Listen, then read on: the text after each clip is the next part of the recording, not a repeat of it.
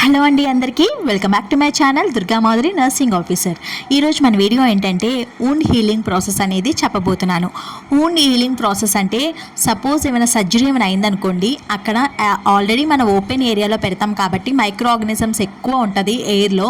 అవి మనకి సరిగ్గా డ్రెస్సింగ్ చేయకపోయినా ఏదైనా అన్స్టెరైల్గా ఉన్నా సరే వూండ్ అనేది ఫామ్ అవుతుంది అన్నమాట. అసలు ఫస్ట్ స్టేజ్ వచ్చేసేసి ఇది మొత్తం 4 స్టేజెస్ ఉంటుంది. ఇన్ఫ్లమేటరీ స్టేజ్, సెకండ్ వన్ వచ్చేసి destructive stage, and third one is the proliferative stage and fourth one is the maturation stage. First one చూద్దాము, ఇన్ఫ్లమేటరీ స్టేజ్. ఇన్ఫ్లమేటరీ అంటే ఇన్ఫెక్షన్, ఓకేనా. ఈ ఇన్ఫెక్షన్ అనేది ఎలా ఫామ్ అవుతుంది అంటే మెయిన్గా ఇన్ఫెక్షన్ వచ్చేటప్పుడు వాసోడైలేషన్ అనేది జరుగుతుంది. వాసోడైలేషన్ అంటే ఏంటంటే వెయిన్స్ ఉంటాయి కదా, అవి డైలేట్ అవుతాయి అన్నమాట. ఆర్టరీస్, వెయిన్స్ ఇవన్నీ కూడా వెజల్స్ అనేవి డైలేట్ అవి ఎక్కువ బ్లడ్ సప్లై అనేది ఆ ప్లేస్కి పంపిస్తుంది అన్నమాట.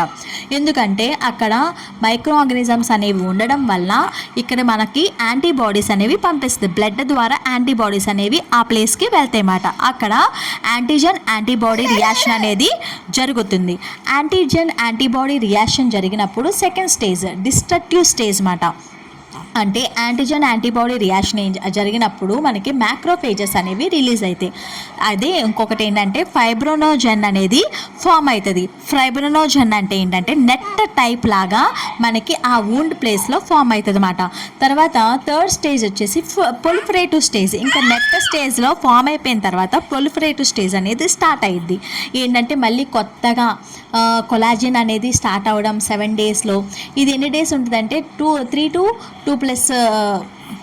2+ ఉంటుంది అన్నమాట. ఈ స్టేజెస్ వచ్చి ప్రొలిఫరేటివ్ స్టేజ్ అంటారు. ఈ స్టేజ్లో ఏమైందంటే వూండ్ అనేది బాగా హీల్ అవుతుంది, అలాగే కొత్త సెల్స్ అనేవి ఫామ్ అవుతాయి అన్నమాట. అండ్ మెచ్యురేషన్ స్టేజ్, ఇంకా లాస్ట్కి ఇంకా వూండ్ అనేది బాగా తగ్గిపోయి దాని సైజు తగ్గిపోయి ఇంకా మొత్తం ఇన్ఫెక్షన్ అంతా తగ్గిపోతుంది. ఇది మొత్తం వచ్చేసేసి 4 stages: inflammatory stage, destructive stage, proliferative stage and the maturation stage. అర్థమైంది కదా. ఇన్ఫ్లమేటరీ స్టేజ్లో antigen antibody reaction, and the destructive స్టేజ్లో మ్యాక్రోజన్స్ అనేవి మ్యాక్రోఫేజెస్ అనేవి రిలీజ్ అయింది, ఫైబ్రోజన్ అనేది ఫామ్ అయింది. And the proliferative stage third one ఇస్తా. ఇక్కడ ఏంటంటే వూండ్ అనేది బాగా హీల్ అవుతుంది. ఇంకా ఫోర్త్ వన్ వచ్చేసేసి వూండ్ మొత్తానికి దాని సైజ్ అనేది తగ్గిపోయి మొత్తానికి క్యూర్ అయితే అయిపోయింది అన్నమాట.